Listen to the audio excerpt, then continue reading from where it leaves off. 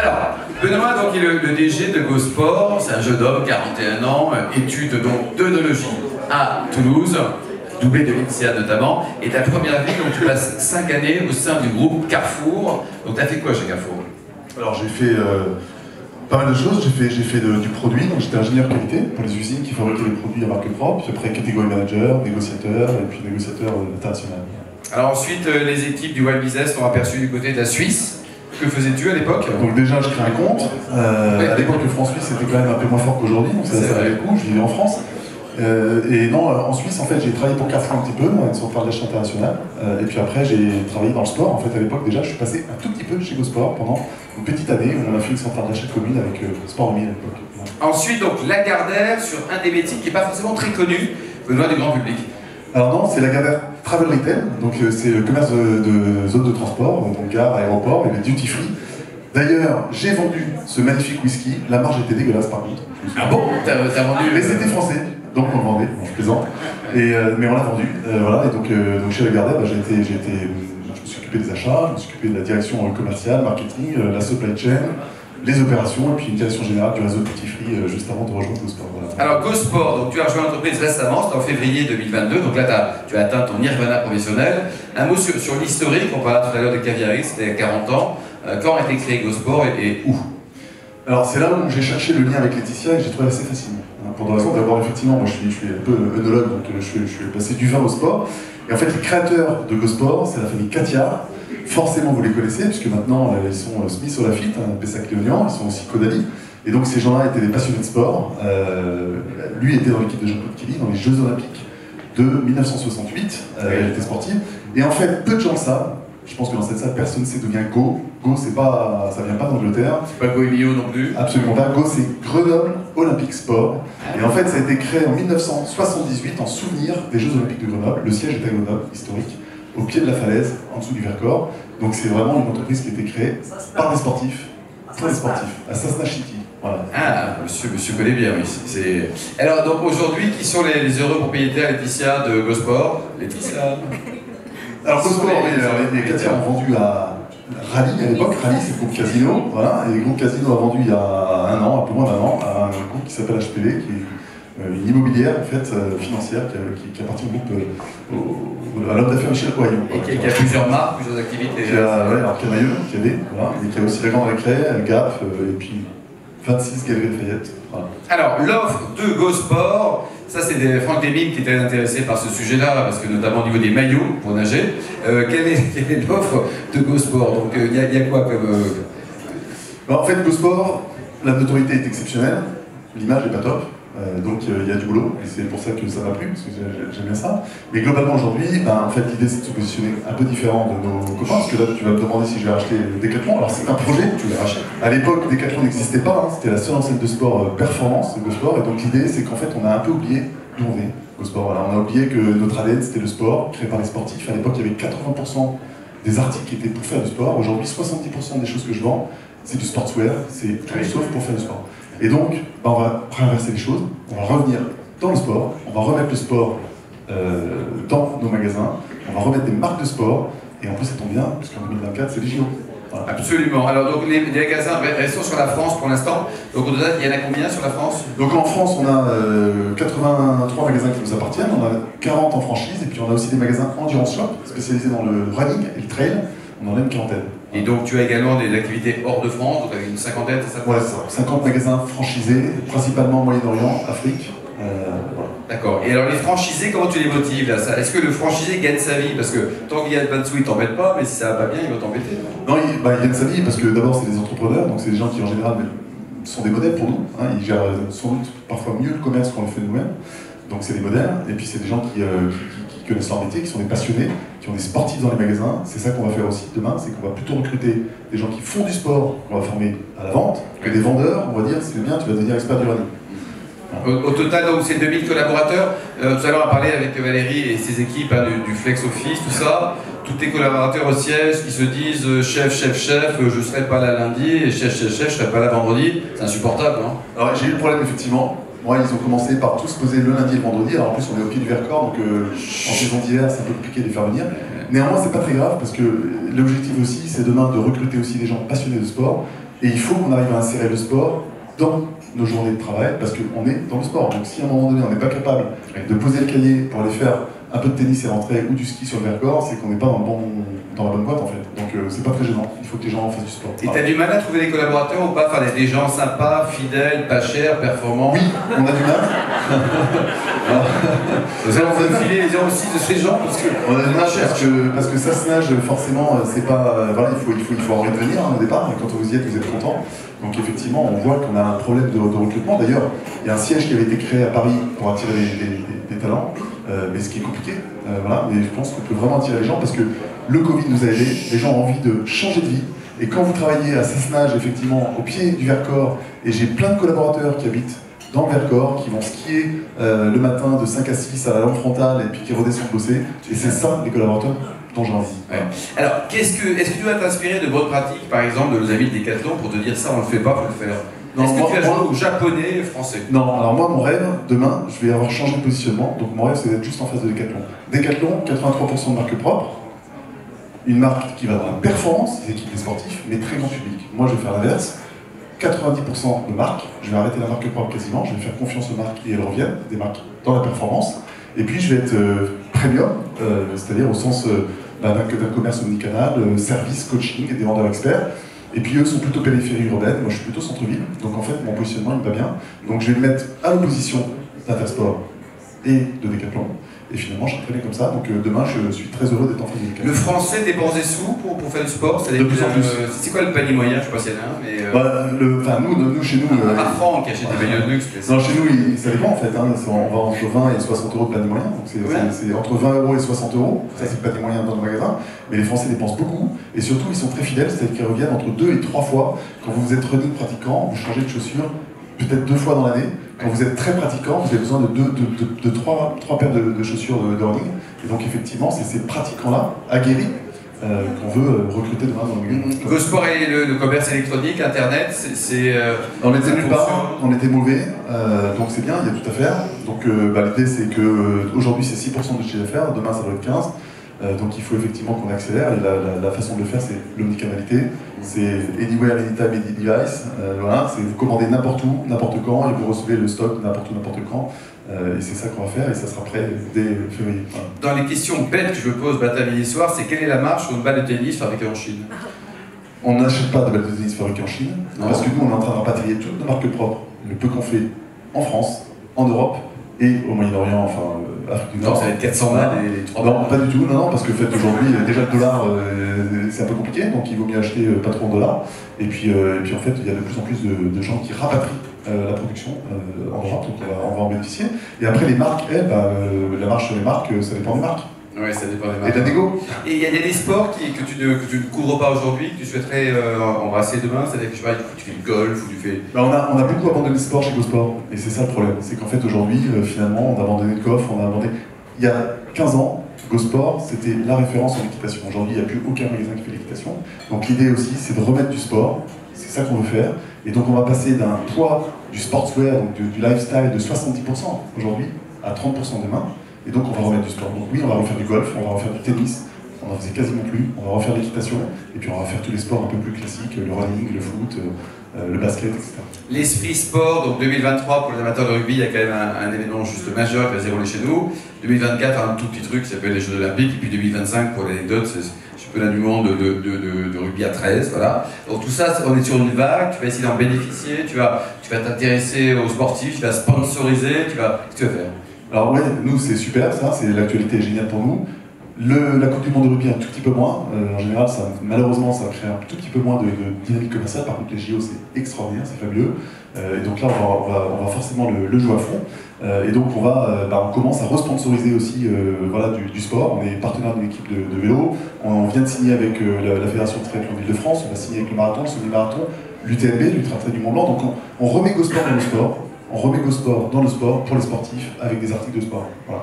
On revient à nos sources en fait. Et ça c'est top parce que quand on anime une équipe, et ça c'est génial parce que finalement les gens ils sont passionnés, ils sont là depuis longtemps mais ils sont passionnés. Il y a une petite flamme, elle est sous le boisseau, mais dès qu'on ouvre, elle se rallume. Et donc les JO de 2024, Grenoble Olympique Sport, c'est parfait quoi, c'est magique. Hier, j'ai déjeuné avec un monsieur qui est français étonnamment et qui a gagné 23 grands chelems au tennis, voilà, donc notamment 4 en simple et 19 donc en double. Alors tout le monde se dit, il n'est pas français. Si, il est français en handisport. Le handisport, quel regard tu portes sur cette... Le sport, c'est l'inclusion. Donc forcément, il faut, un, qu'on soit inclusif, à la fois sur les clients qu'on veut capter dans le magasin, et deux, qu'on s'y intéresse. Donc on est en train effectivement aussi, pour l'instant c'est un peu tôt pour en parler, mais de signer des partenariats dans ce domaine-là, notamment avec l'arrivée des Jeux Olympiques. En fait, on veut être une enseigne de sport pour les sportifs aguerris. Les sportifs aguerris, c'est bien tous les sportifs. Et tu vérifies bien que tous tes fournisseurs ne font pas travailler, des petits chinois, tout ça? Non, on est avec des marques qui globalement ne font pas trop, voilà, c'est des marques suffisamment reconnues pour Et les marques acheteurs, alors pourquoi tu peux t'éloigner? C'est un choix stratégique, j'ai bien compris, mais il y a quand même la marge est quand même nettement meilleure quand c'est ta propre marque que lorsque c'est Nike, Asie, c'est autre chose, non? Ouais, alors c'est vrai, le taux de marge est le meilleur, mais ce qui compte à la fin c'est la masse de marge quand même. Ouais. En tout cas moi je suis payé en masse de marge, pas en taux de marge. Mais du coup, en fait l'idée c'est effectivement que nous on va plutôt travailler de panier moyen.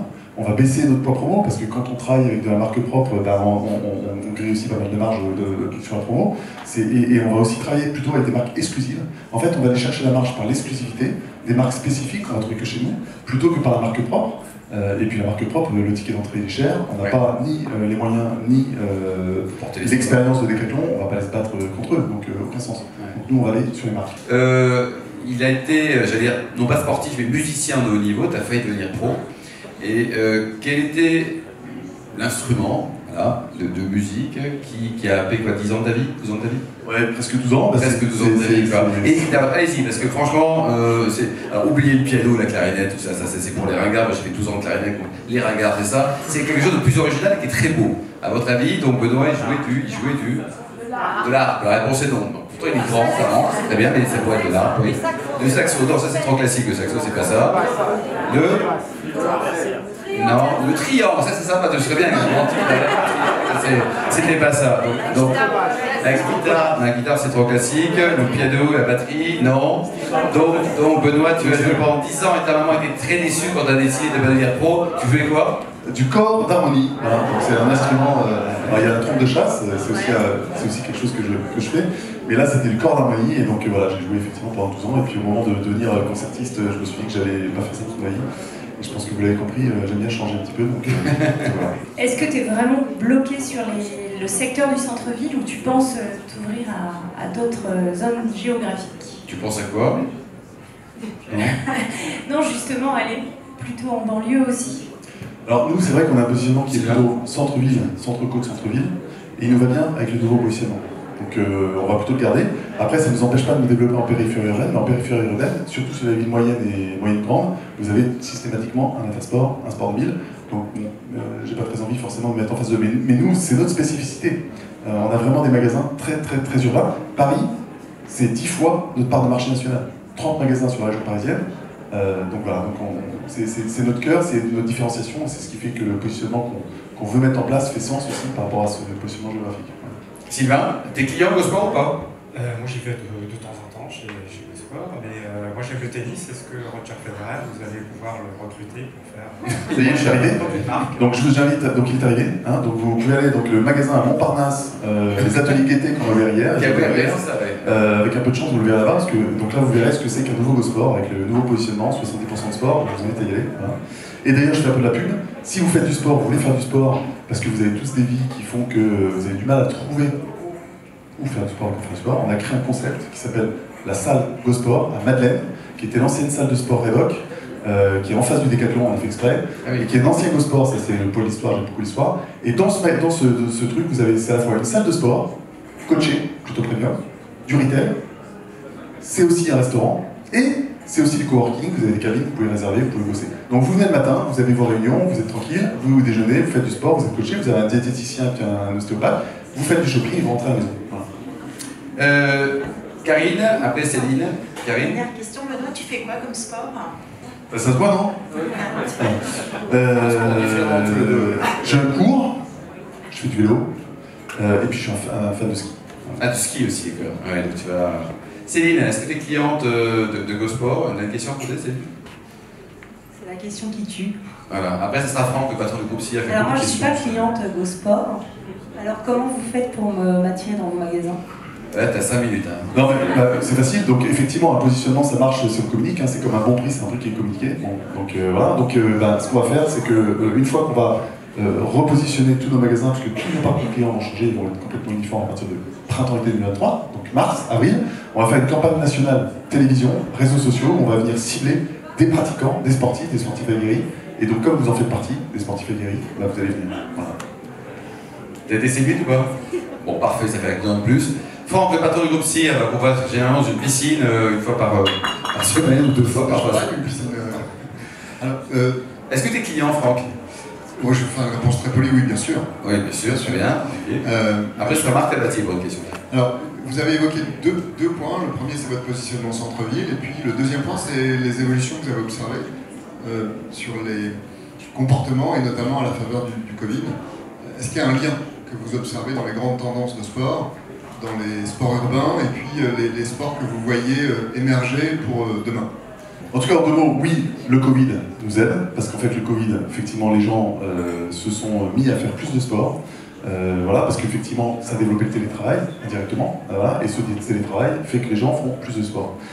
Dans les sports, qu'est-ce qui se développe beaucoup? Le running, et le running urbain, c'est-à-dire que les gens courent de plus en plus pour en ville, le vélo, et le vélo, alors le vélo électrique, c'est pas trop sport, mais si quand même, on en vend, et c'est plutôt bien, parce qu'il y a plus de marche que sur le vélo musculaire. Et puis le fitness. C'est combien la marche sur un vélo électrique, à peu près à 40% près, ça représente quoi? Bah nous, on est pas très riches. Non, c'est une petite caisse. Non, mais à peu près une marche sur vélo, c'est à peu près 50%. Mais pour toi, on fera 20% de remise. Donc en fait, ça fera beaucoup moins. Mais voilà. Et après, le fitness training aussi, qui s'est fortement développé, à la maison d'ailleurs. Voilà. Et donc ça, c'est voilà, la vente d'appareils de musculation ou d'appareils de fitness training explose, a explosé pendant le Covid et continue à être très très dynamique.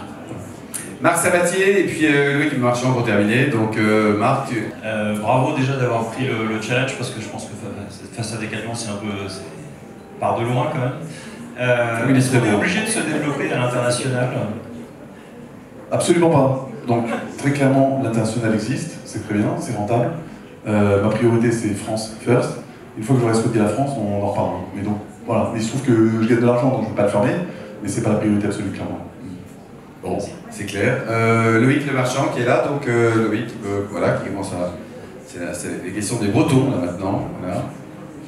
Loïc, donc est-ce que tu es client, Loïc, GoSport? Comme toi. On a la même morphologie tous les deux. Oui, on utilise le même matériel. Grand client de sport. Alors moi, ma question va être sur le sport, ma morphologie me permet. Le golf, jusqu'à présent, à part des magasins spécialisés type Golf Plus ou autre, on ne trouve pas de golf dans aucun magasin comme le vôtre. Alors, vous parliez d'exclusivité, c'est quand même très compliqué de mettre exclusivité sur une marque de club ou de balle ou autre.